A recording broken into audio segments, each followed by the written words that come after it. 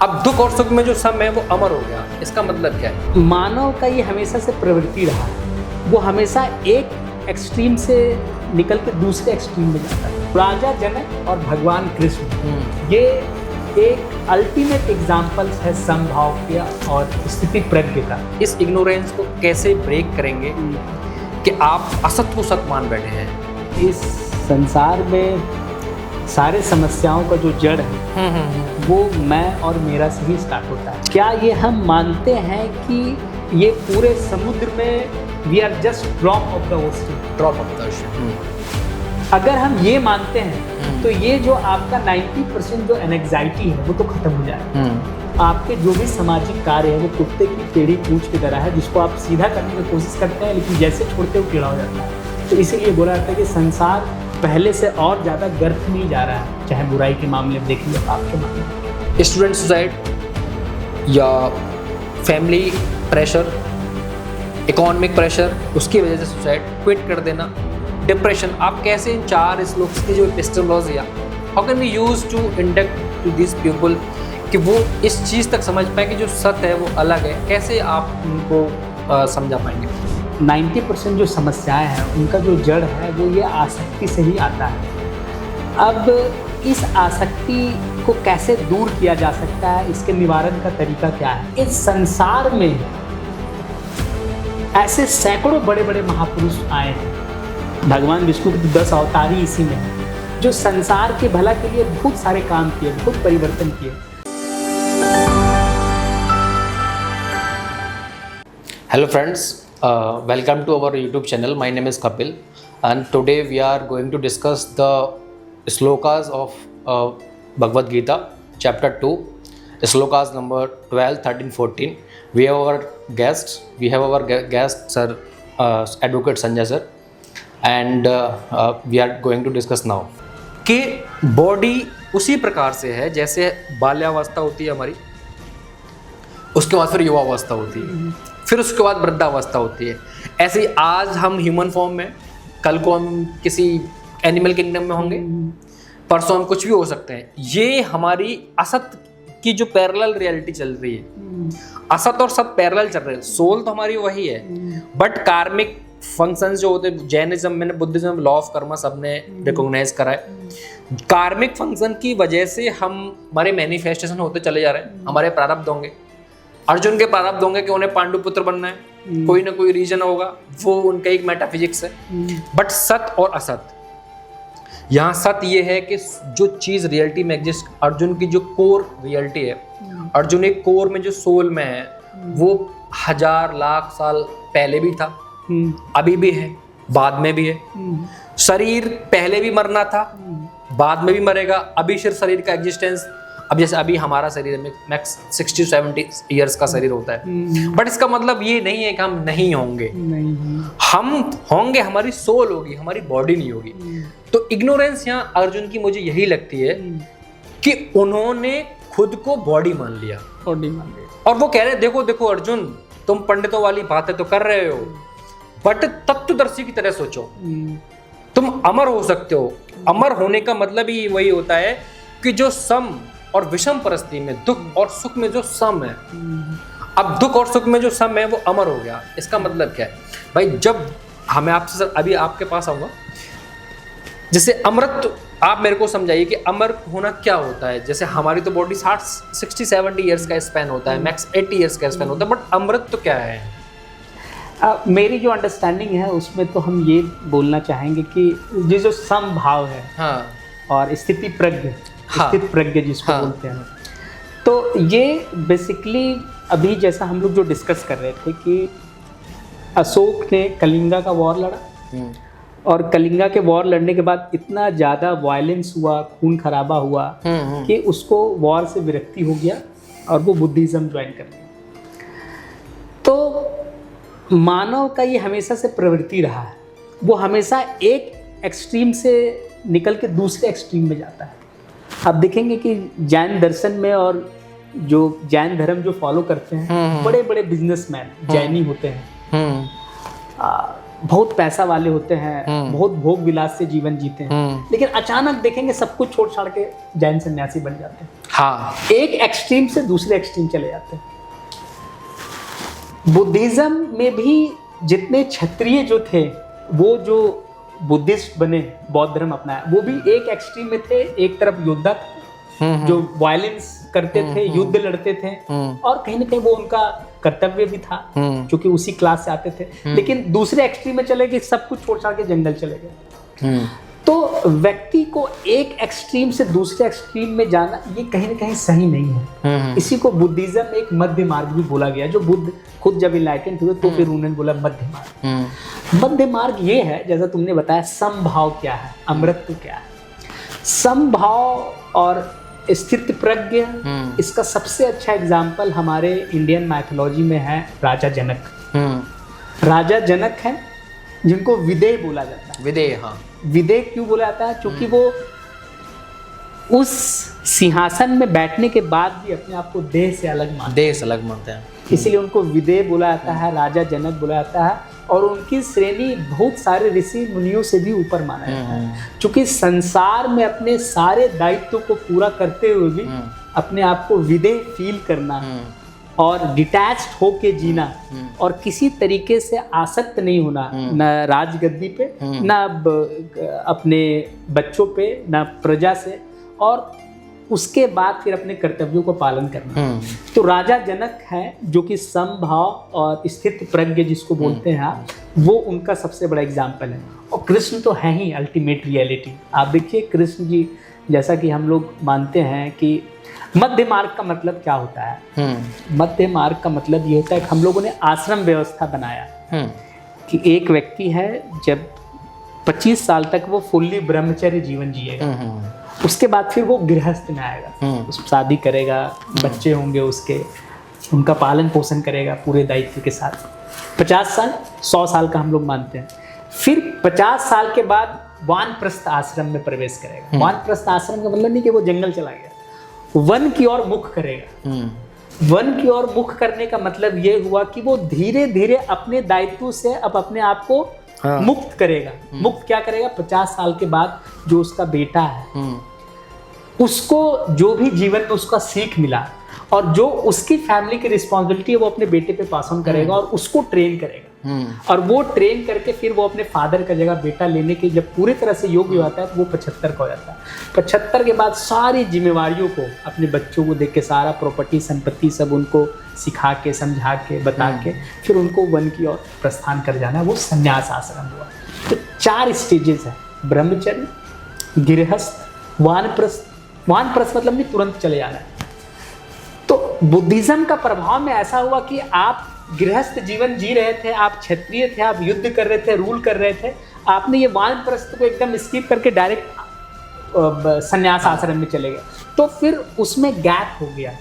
जो आपको अपना नॉलेज, जो अपना ज्ञान, जो आप जिस वॉरियर क्लास से थे, जो आपको पास ऑन करना था और आने वाले जनरेशन को जो तैयार करना था, वो आप तैयार किए बिना ही चले गए। तो एक एक्सट्रीम से दूसरे एक्सट्रीम पे जाना।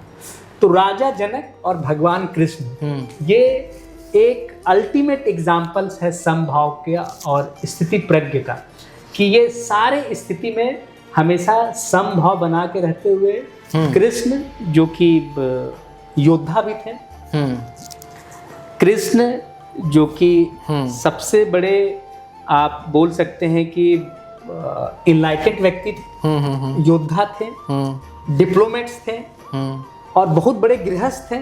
8 उनकी रानियां और एक रानियां से 10-10 बच्चे, मतलब 80 बच्चे भगवान कृष्ण के। धर्म और अधर्म की जब लड़ाई हुई तो महाभारत युद्ध भी कराए। तो जो सबसे बड़ा जो एग्जाम्पल जो है हमारा एंशिएंट इंडियन हिस्ट्री में, वो कृष्ण का है, जो समभाव से गृहस्थ जीवन जीते हुए एनलाइटमेंट को भी पाए और अपने सारे दायित्व को निर्वाह किए। और मध्य मार्ग का सबसे बड़ा एग्जाम्पल कृष्ण है, जो मध्य मार्ग बुद्ध भी बोलते हैं, मनुष्य के फॉर्म में। हाँ, तो भैया मेरा यहाँ पे ये था कि जैसे आपने बताया कि समभाव, और ये चीज़ के बुद्धिज़्म ने कैसे उसको एक बैलेंस, समभाव का मतलब बैलेंस है। अब हमारे पास में 3 श्लोक्स की एपिस्टेमोलॉजी है। वो बोलते हैं कि पहले तो शोक करना निरर्थक है, श्री कृष्ण भगवान बोल रहे हैं, जिन्होंने मतलब ऐसा मतलब हम मानते हैं कि पूरा संसार ही उन्होंने बनाया है। जब creator of the world is saying with his mouth कि grief is not worthy, grief नहीं करना चाहिए, अर्जुन को उन्होंने बोला। दूसरा उन्होंने बोला कि तुम हो वो तुम नहीं हो, जो तुम नहीं हो वो तुम हो। जैसे हम लोग समझ रहे हैं कि हम बॉडी हैं, हम बॉडी में हम रिलेशन है किसी के, हम किसी के पुत्र हैं, हम किसी के पति हैं, हम किसी के भाई हैं, हम वो नहीं हो। जो तुम हो वो पहले भी थे, मतलब सत्य को पहचानो, सत्य और असत में पृथक। दूसरा पॉइंट था। तीसरा पॉइंट था कि आप इस चीज को कैसे, इस इग्नोरेंस को कैसे ब्रेक करेंगे कि आप असत्य को सत्य मान बैठे हैं। इसको इग्नोरेंस को ब्रेक करने के लिए उन्होंने बोला कि सम और विषम परिस्थिति में समान रहना सीखो। और एक जो चीज है कि कोई भी अगर आपको ग्रीफ है तो उसको आप तत्व से देखो कि इसकी सत्यता कितनी है। ठीक है, ये 4 श्लोक में हमारी ये एपिस्टेमोलॉजी आई। और इस चीज को अगर हम आज के इंडिया में हम बात करें तो हम कैसे इसको इंडक्ट कर सकते हैं, कैसे ह्यूमन ब्रेन में डाल सकते हैं। जैसे आप देखते होंगे कि अल्टीमेटली डोमेस्टिक वायलेंस के केस इतने होते हैं। आप देखिए 11th क्लास का कोई स्टूडेंट है, 10th क्लास का कोई स्टूडेंट है, मार्क्स नहीं आ रहे हैं, he is deciding to quit the life and बहुत सारे वायलेंस हैं। आप इसको कम्युनलिज्म से भी हम इस चीज, communalism can be the main target of this, कि हम Bhagavad Gita this 3 points, these 3 or 4 slokas can be the ultimate solution to resolve the communalism, intolerance. क्योंकि हमने जो असत को सत मान बैठने की बीमारी ही हिंसा की जननी है। मुझे ऐसा लगता है असत को सत मान बैठने की ही बीमारी हिंसा की जननी। जब आपको पता पड़ जाएगा कि ठीक है, कोई किसी और धर्म का अनुयायी है, किसी और पंथ का अनुयायी, किसी का विचार अलग है, या आपको ये पता पड़ गया कि एग्जाम है और एग्जाम सत्य नहीं है, एग्जाम से इम्पोर्टेंट उसकी लाइफ है, तो आप कभी भी ये डिसाइड नहीं करेंगे कि आई हैव टू क्विट। ये बिजनेस फेलियर हो गया। बिजनेस फेलियर आपकी वजह से, बिजनेस जो है वो आपकी वजह से, आप बिजनेस की वजह से नहीं हो।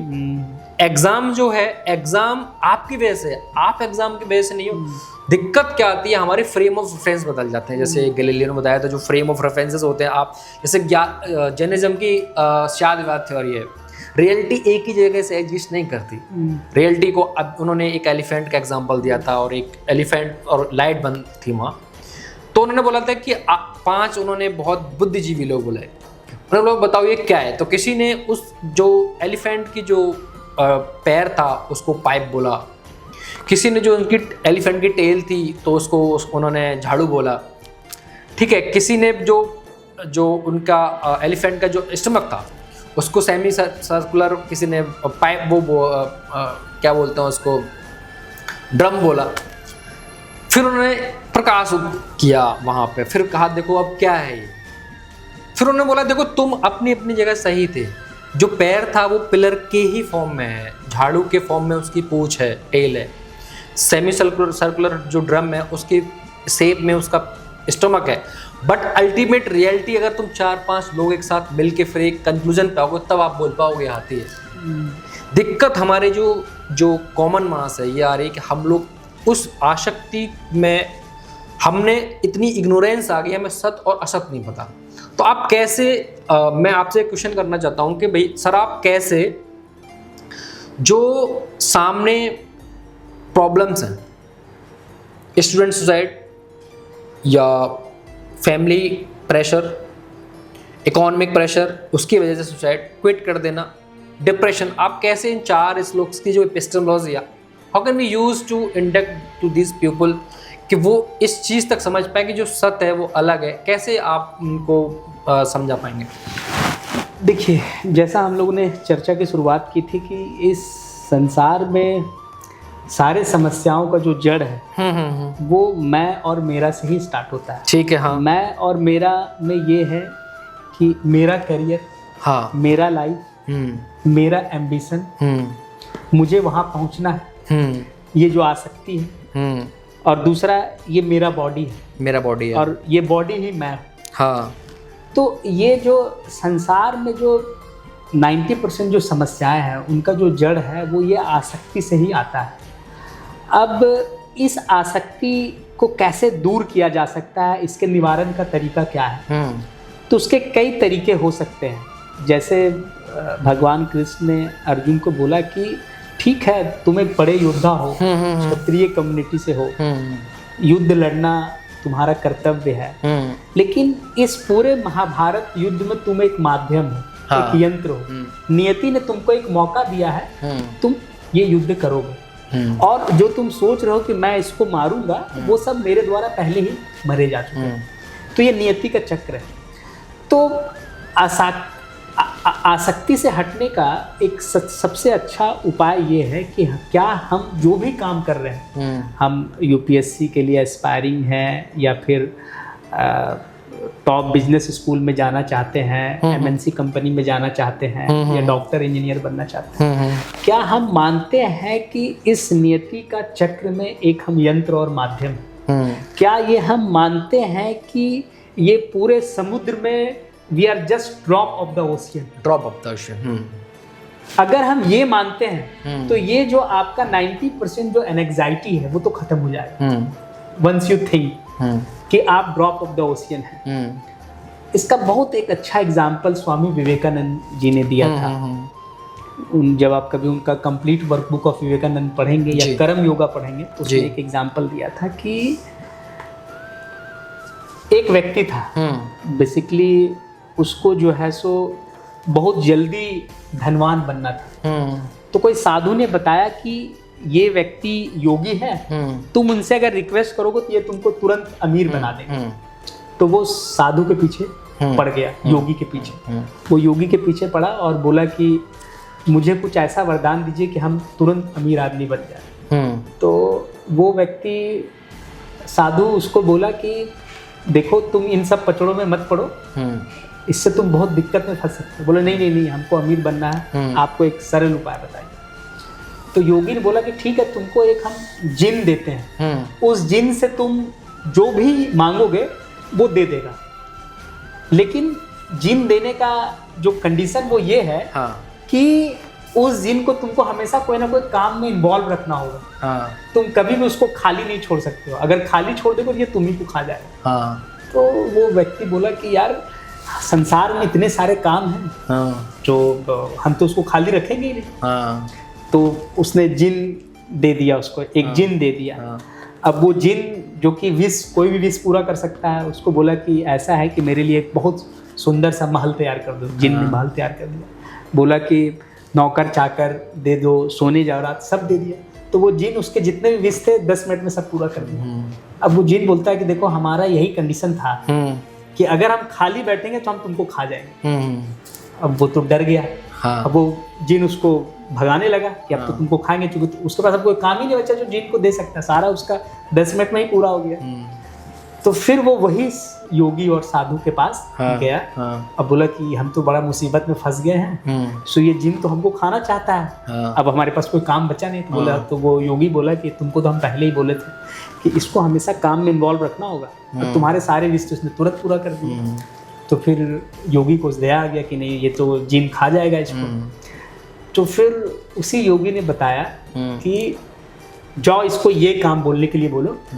तो वो अब क्या बोलता है जिन को कि वो जो कुत्ता है, दिख रहा है तुमको कुत्ता, उसका जो पूंछ है उसको काट के तुम सीधा करके हमको बताओ। तो जिन जो है सो कुत्ता का पूंछ काटा और उसको सीधा किया, और जैसे ही वो उसको देता है उस व्यक्ति को, वो फिर टेढ़ा हो जाता है। फिर वो कुत्ता का पूंछ फिर उसको सीधा करना चाहा, फिर जैसे देता है फिर वो टेढ़ा हो जाता है। तो वो उसी में इन्वॉल्व हो गया। तो विवेकानंद जी का जो क्रक्स था वो ये बताने था कि इस संसार में ऐसे सैकड़ों बड़े बड़े महापुरुष आए हैं। भगवान विष्णु के तो 10 अवतार ही इसी में हैं, जो संसार के भला के लिए बहुत सारे काम किए, बहुत परिवर्तन किए। तो क्या आज आपको लगता है कि संसार से दुख खत्म हो गया, पाप खत्म हो गया? वायलेंस खत्म हो गया, युद्ध लड़ने की जरूरत नहीं है, सुख और समृद्धि हर एक व्यक्ति है। नहीं, आप तो ये बोलते कि पहले सतयुग अच्छा था, तो द्वापर युग अच्छा था, तो त्रेता युग अच्छा था, आज ही बेकार है। आपके हिसाब से तो संसार और बुराई के गर्त में जा रहा है, पहले ही अच्छा बोलते हैं। तो बड़े बड़े महात्मा, बड़े बड़े भगवान के अवतार भी आ गए हैं, तो भी इस संसार के 5% भी दुख कम नहीं हुआ अगर हम अपने हिसाब से उसको एनालाइज करते हैं। तो जब कभी आप काम करें, specially according to Swami Vivekananda कर्म योगा, तो आपको यही सोच के काम करना है कि नियति के एक चक्र में हमको इस जॉब का मौका मिला है जो हम कर रहे हैं, लेकिन ये जो आपका काम है, चाहे वो बड़े से बड़े आप संसारिक भलाई के लिए भी क्यों ना काम कर रहे हैं, वो पानी पे खींचे हुए लकीर से ज़्यादा नहीं है। जैसे आप चले जाएंगे, वो लकीर मिट जाता है, आपको कोई जानता भी नहीं है और पता भी नहीं चलता कि आप थे कि नहीं थे। तो आपके जो भी सामाजिक कार्य है वो कुत्ते की टेढ़ी पूंछ की तरह है, जिसको आप सीधा करने की कोशिश करते हैं, लेकिन जैसे छोड़ते हो टेढ़ा हो जाता है।